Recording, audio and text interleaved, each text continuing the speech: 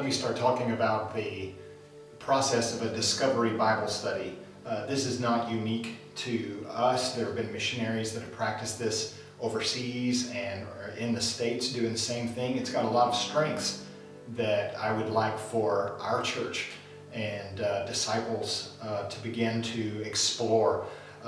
So one of the things that's very different about it is it's not simple Bible study, as in you read the scripture and you learn just what it means, but it's a means by which you are meditating on scripture, thinking about it, you're exploring, and you're guaranteed to see things that you haven't seen in certain scriptures just because you're taking time to write it down.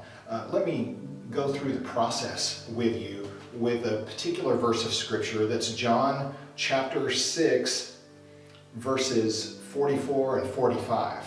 So I'm going to draw three simple columns on the board.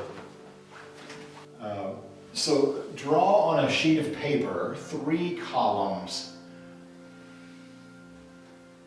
The first column will be, what does the scripture say?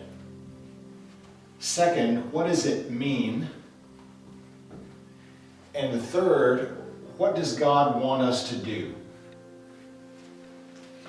So the first part of it is simple in that it's just writing out the scripture. Now, if you've got a longer passage, you may have to pick out just certain verses that you want to write, or take several pages of sheets of paper. And the important part is writing it down will commit it to memory a little bit more, and will let certain parts stand out. So John chapter 6, verses 44 and 45.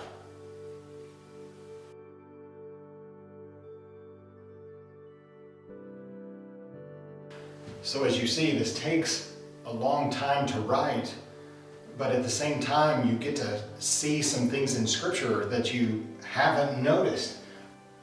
This is where you meditate on what scripture means.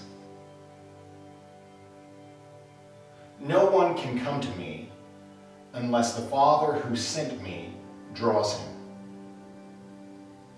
And I will raise him up on the last day. It is written in the prophets, and they will all be taught by God. Everyone who has listened to and learned from the Father comes to me. Simply say, Lord, what do you want me to know in this text?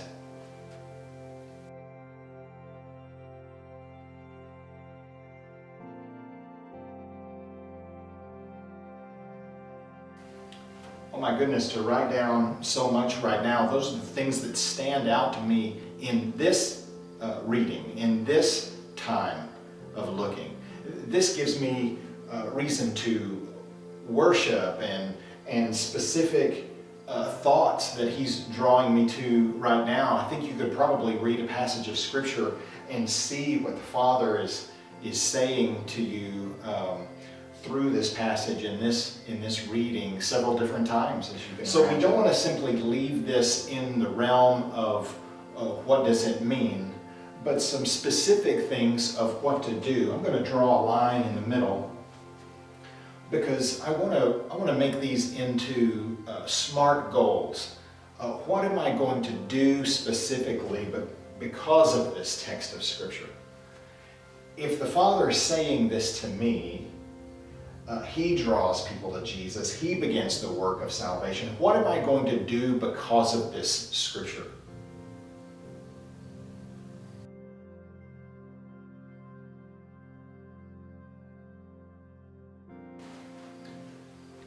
All right, as I look at this, I just want to read this because you will probably write what you are going to do as I will statements. And I will look to see who the Father is drawing. That may even mean asking God, show me where you're at work in people's lives around me and how I can connect to those men and women that you are working with. I wrote down a personal one. I'm going to worship God for the salvation that He's given me, because I can look back and see the different ways that He has drawn me to Himself in those early days of coming to Christ, and what that means to me right now. So He is worthy of worship in that regard. Now, when you write down one of the I will statements, I don't think it's right to simply say, I will love God more. That is not a really great, smart goal. It doesn't give you anything specific to do or the time frame in which to do this.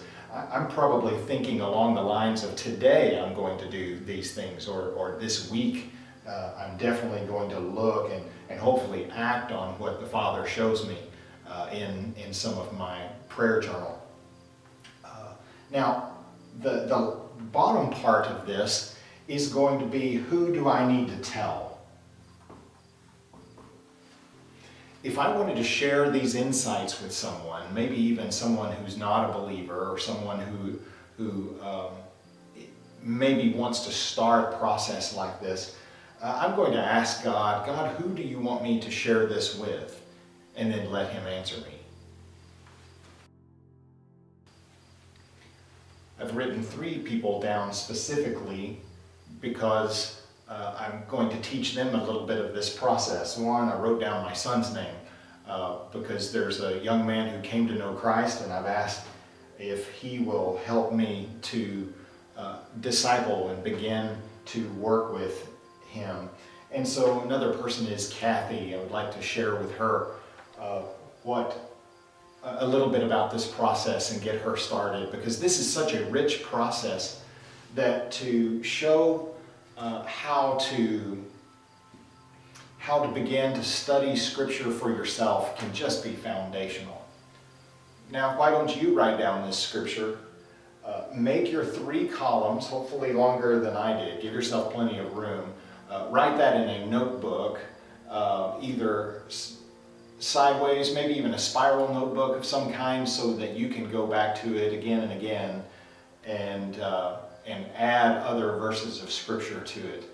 On our church's website will be some of these verses that you can access, and it's wazechachurch.com, WAZEECHA, wazechachurch.com.